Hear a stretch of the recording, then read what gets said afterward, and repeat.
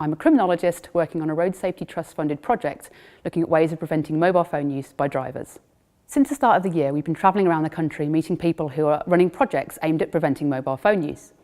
We've been meeting people who are running educational courses, theatre productions, designing apps that prevent your mobile phone from working, and signs that flash to tell you to put your phone down.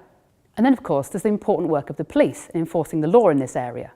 September the 17th sees the start of a week of action from police forces around the country aimed at enforcing the law against mobile phone users by drivers. One thing we've learnt from our project is that if you hope the law is going to solve all your problems, you're probably going to be sorely disappointed. The law relating to mobile phone use by drivers came out in 2003. Let's just think about that for a moment. 2003. In 2003, this was my mobile phone. It can send and receive calls and texts, and you can play a mean game of Snake, but it can't do much else. It hasn't even got a camera. It's not internet enabled. There's no social media, no email. You can't do much else other than send and receive calls. So firstly, the 2003 law tells us it's illegal to use a mobile phone whilst driving. But what does use mean? Use used to mean a fairly simple range of functions. But now, does it include touching your phone to change the direction on a sat-nav? Does it include opening a text? Does it include scrolling through your choice of music to change track? But what about the part of the law that relates to phones being handheld?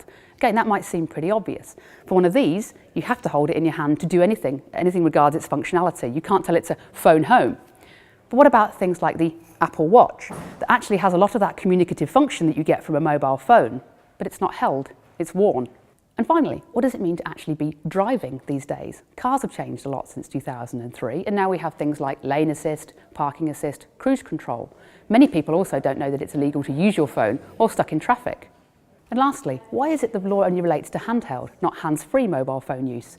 If we look at the law for a guide as to what might be safe and dangerous, we might be led to believe that hands-free use is actually safe, when actually research tells us it's equally cognitively distracting as using a handheld mobile phone. So where does this leave us? We could spend our time Googling the finer points of the law, working out what we can get away with and what we can't, but shouldn't we really be focusing on what's safe? The trouble with laws is it takes a long time to consult on them, draft them and get them passed into legislation, so they're never going to be a really good guide to what's safe and what isn't.